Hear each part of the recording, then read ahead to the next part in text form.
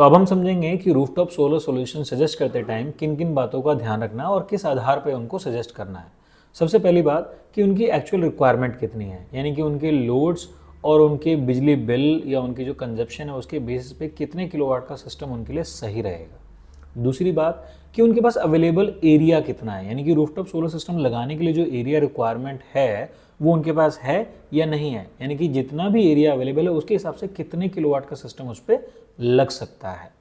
तीसरा, अब इन दोनों को सॉल्व करने के लिए हम कौन से प्रोडक्ट का यूज़ करेंगे, किस टाइप की टेक्नोलॉजी वाला प्रोडक्ट यूज़ करेंगे और कौन से ब्रांड का यूज़ करेंगे, इन तीनों बातों का ध्यान रखते हुए हम अच्छे से सजेस्ट कर पाएंगे।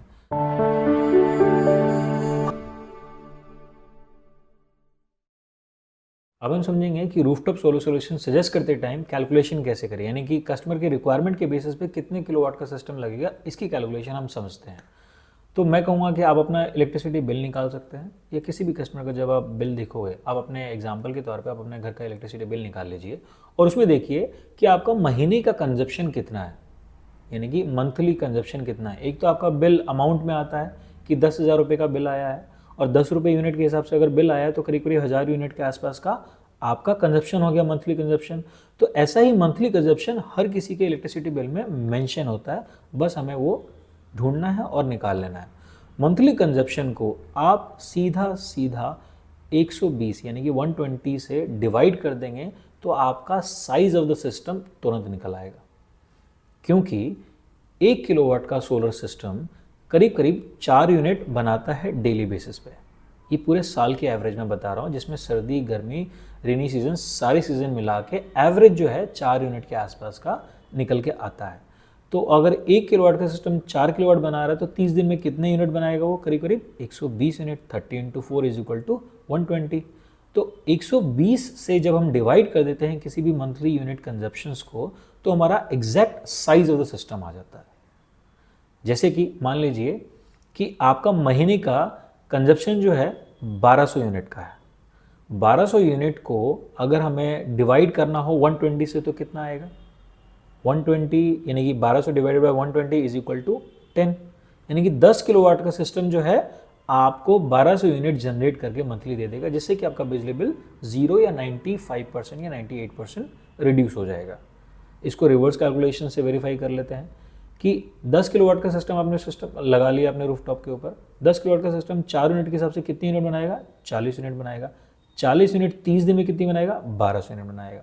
तो अब आपने क्रॉस चेक कर लिया कि किसी भी सिस्टम को साइज निकालने के लिए हमें कैलकुलेशंस कैसे करनी है। तो ये बेसिक कैलकुलेशन होगी, आप समझ सकते हैं। अब आते हैं दूसरे पे कि एरिया कैलकुलेशन कैसे करना है, यानी कि एरिया को मेजरमेंट कैसे करना है। देखो, ये एक स्किल है जिसे हम कहते हैं साइट इंस्पेक्शन। साइट इंस्पेक्शन एक स्किल है जिसको आपको अच्छे से करना है, क्योंकि अगर आपने इसके इनपुट्स अच्छे से निकाले तभी आप एक प्रॉपर साइज पे, यानी कि सही साइज ऑफ द सिस्टम को अचीव कर पाओगे, कितने किलोवाट का इस एरिया में लग पाएगा। तो उसके लिए बहुत ज़्यादा ज़रूरी हो जाता है आपके पास प्रोडक्ट नॉलेज होना, जो कि हमारे सोलर एडवाइज़र पार्टनर प्रोग्राम में बहुत अच्छे से डिटेल में समझाया जाता है कि कौन कौन से प्रोडक्ट्स हैं, कौन कौन से ब्रांड्स हैं, इसमें साइजेस क्या क्या आते हैं, कौन से पैनल कितने साइज़ के आते हैं, यानी इसका लेंथ और ब्रेथ कितना है, जिससे कि कितने एरिया में कितने पैनल्स लग सकते हैं। फिर भी मैं आपको एग्जाम्पल के तौर पे समझा देता हूँ कि जनरली जो हमारे पास पैनल्स होते हैं, हमारे पास 2 टाइप के पैनल्स होते हैं, पॉलीक्रिस्टलाइन और मोनोक्रिस्टलाइन। पॉलीक्रिस्टलाइन थोड़े से आउटडेटेड होते जा रहे हैं और मोनोक्रिस्टलाइन अभी लेटेस्ट में आ रहे हैं। तो मोनोक्रिस्टलाइन जो पैनल्स हैं वो 500 से 600 वाट तक के बीच में आ रहे हैं। तो 500 वाट का सिस्टम, 500 वाट का पैनल जो है करीब करीब 8 फुट बाय 4 फुट के आसपास का होता है। तो अगर मान लीजिए आपके पास 8 फुट बाय 4 फुट का एरिया है, तो 8 फुट बाय 4 फुट में एक ही पैनल लग पाएगा। इसका मल्टीप्लाई कर दीजिए, यानी कि करीब करीब आपके पास 64 स्क्वायर फुट एरिया है, तो आप करीब करीब 2 पैनल लगा सकते हैं, यानी कि करीब करीब 1 किलोवाट सोलर सिस्टम लगा सकते हैं।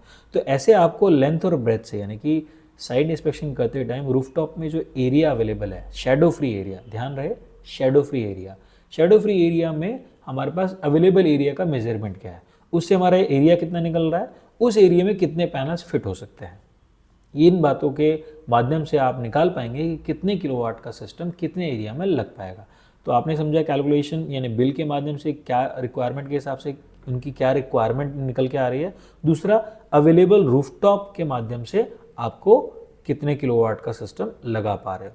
तो इन दोनों के हिसाब से आपको समझाना है कस्टमर को और बताना है कि सर इतने किलोवाट का या मैडम इतने किलोवाट का सिस्टम आपके लिए सही रहेगा और इसके लिए अपने को इतना एरिया चाहिए और इसमें या इस एरिया में इतने किलोवाट लग जाएगा। इससे कस्टमर सेटिस्फाइड हो जाएगा कि मुझे एक्चुअल रिक्वायरमेंट पता लगे कितने किलोवाट की रिक्वायरमेंट है मुझे बिजली को रिड्यूस करने के लिए और मेरे पास अवेलेबल एरिया कितना है। एक और ध्यान देने वाली बात, हम कैसे कैलकुलेट करेंगे कि कितने किलोवाट के लिए कितना एरिया चाहिए। तो जैसे कि मैं आपको बता दूं कि अगर आप पर किलोवाट एरिया मोनोक्रिस्टलाइन पैनल को यूज़ करके लेना चाहते हैं तो करीब करीब 70 से 80 स्क्वायर फीट पर किलोवाट चाहिए होता है। यानी कि अगर आपको 10 किलोवाट का सिस्टम लगाना है तो यानी कि 700 से 800 स्क्वायर फीट एरिया आपको मस्ट है in order to install the rooftop solar system. यानी कि आपको रूफटॉप सोलर सिस्टम लगाने के लिए 800 स्क्वायर फुट एरिया चाहिए। अब इसको आप गज में कन्वर्ट कर सकते हैं with the help of converter और कैलकुलेटर।